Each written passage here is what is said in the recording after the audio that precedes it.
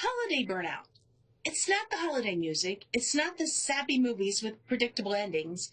It might be the endless running from shop to shop or site to site, but it feels like more than that. It's the emptiness you feel when you leave your extended family and you realize you just don't like them. You know you or your spouse are related to them, but you're not sure how. It's that nagging feeling that you can't be you. Burnout is defined as exhaustion, cynicism, and inefficacy. And of these, the inefficacy criteria is key. When you feel like you don't have any control and you can't make it better, you're going to feel ineffective. You're never more keenly aware of that than when you're under stress. Stress? Stressors come at you from many angles during the holidays. There's the financial impact of the added expenses. There's the time impact of shopping for everyone. More than that, there's the stress of being around family. Though evolution designed stress for situations where our survival was threatened, as humans, we've adapted it for non-survival related things.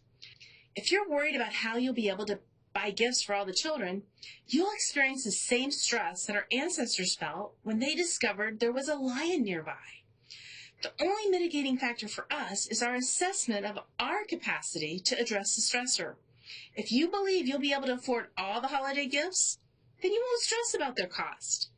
However, nearly everyone has some form of stressor at the holidays, even if the stressor is called in-laws, or in some families, outlaws. The big problem with stress is that it's like a payday loan. It gets you what you need in the moment, but it comes with a high cost.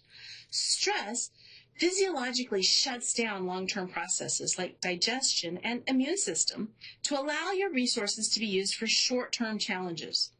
The cost to our bodies to restart these processes or run without them is generally much more than leaving them going all the time.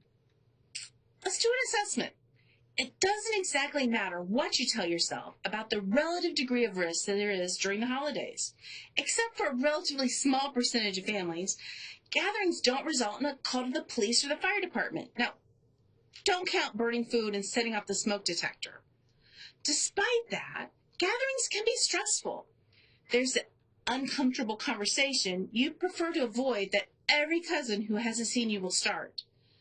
There's the overbearing parents who will ask you about when you're going to have children, get married, get a job, or move out of the basement. These conversations may be uncomfortable enough to qualify, to your mind, as a threat to your survival. It's easy to say that you shouldn't care about what your family thinks, but you grew up with the knowledge that you needed to care what they thought because you depended upon them for your survival. The result is a deep-seated belief that a conflict with the family can be life-threatening to you, regardless of how true that is today. But we're alone. The opposite side of the coin are those still dark moments when you're completely alone and loneliness tries to creep its way into your consciousness. Loneliness isn't about being alone. It's about feeling like you're alone. The underlying fear is that you'll remain alone forever. We feel the loss of relationship to others, whether it's grandparents, parents, or estranged friends. That loneliness can feel pervasive and overwhelm us even when it's not. It can feel like you're always going to be alone. It can feel like no one can really know who you are and love you for who you are. It's in this loneliness that some descend through burnout, a lack of hope, into despair. If you believe in all this, you might become suicidal. Please reach out to the National Suicide Prevention Lifeline at 1-800-273-8255 or visit their website of suicidepreventionlifeline.org for assistance. However, the perception that anything will last forever is just an illusion. The burnout you experience from the holidays, whether from the hustle or the hush, will fade away. If you can realize that you're not in danger and the challenges you're facing will fade, we can't stop the stressors, but we can change the way we assess them.